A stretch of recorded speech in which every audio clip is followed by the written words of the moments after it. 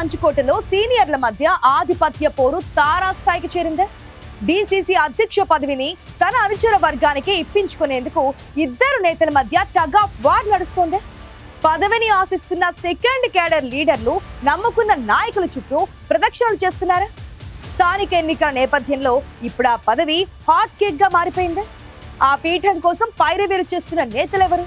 తమ అనుచరుల కోసం ఎత్తులేస్తున్న ఆ సీనియర్లు ఎవరో ఒకసారి చూసేద్దామా మరి.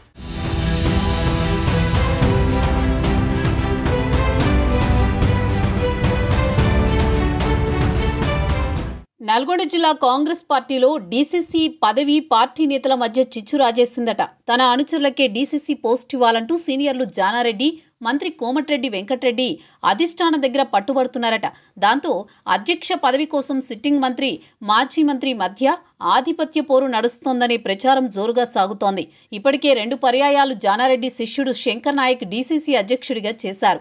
కొన్నాళ్ల క్రితం ఆయనకు ఎమ్మెల్సీ పదవి దక్కడంతో నల్గొండ జిల్లా డీసీసీకి కొత్త అధ్యక్షుడి ఎంపిక అనివార్యమైంది. త్వరలోనే స్థానిక సంస్థల ఎన్నికలు జరగబోతున్నాయి.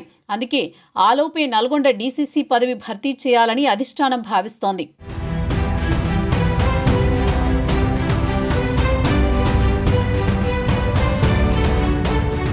శంకర్ నాయక్కి ఎమ్మెల్సీ పదవి దక్కగానే డీసీసీ పీఠంపై కొందరు నేతలు గురిపెట్టారు. పదవి ఆశిస్తున్న ఆశావహులంతా పైరవీలు షురూ చేశారట.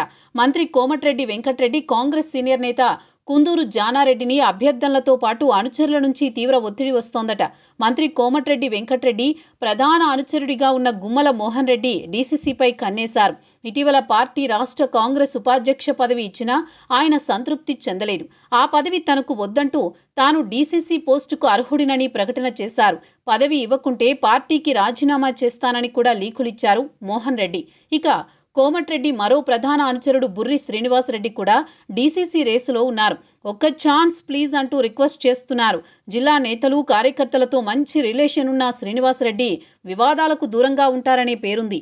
ఆయనది అందరినీ కలుపుకునిపోయే మనస్తత్వమని పార్టీ సీనియర్లు చెబుతారు. అందుకే సీనియర్ల మద్దతు కూడగడుతూ డీసీసీ పీఠం కోసం గట్టి ప్రయత్నాలే చేస్తున్నారు మంత్రి కోమటిరెడ్డి రైట్ హ్యాండ్.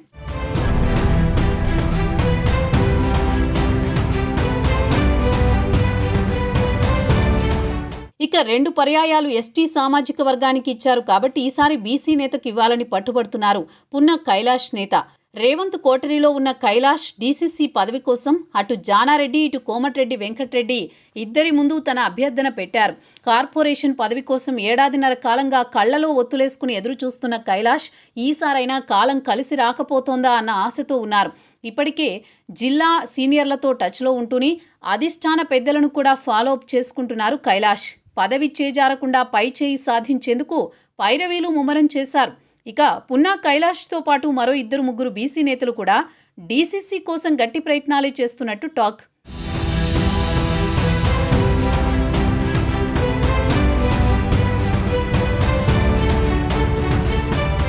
మరోవైపు జానారెడ్డి తన అనుచరులైన కొండేటి మల్లయ్య, జాల నరసింహారెడ్డిలలో ఒకరికి డీసీసీ పదవి ఇప్పించాలని చూస్తున్నట్లు ప్రచారం జరుగుతోంది.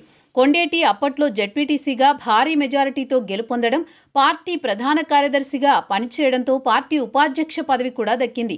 అయితే డీసీసీ ప్రెసిడెంట్ కావాలని ఉందని తన మనసులోని మాటను జానారెడ్డి, మంత్రి ఉత్తమ్ కుమార్ రెడ్డి ముందు చెప్పారట. మరోవైపు దేవరకొండ ఎమ్మెల్యే బాలునాయక్ గెలుపులో కీలక పాత్ర పోషించిన జాల నరసింహారెడ్డి కూడా డీసీసీ పదవి కోసం జానారెడ్డి, మంత్రి ఉత్తమ్ కుమార్ రెడ్డి, ఎంపీ రఘువీర్ రెడ్డిని కలిసినట్టు ప్రచారం జరుగుతోంది. సామాజిక సమీకరణాలు కుదిరితే తప్పకుండా సపోర్ట్ చేస్తామని వారంతా చెప్పినట్టు సమాచారం. కాంగ్రెస్ పార్టీలో నిబద్ధత గల నాయకుడిగా నరసింహారెడ్డికి పేరుంది.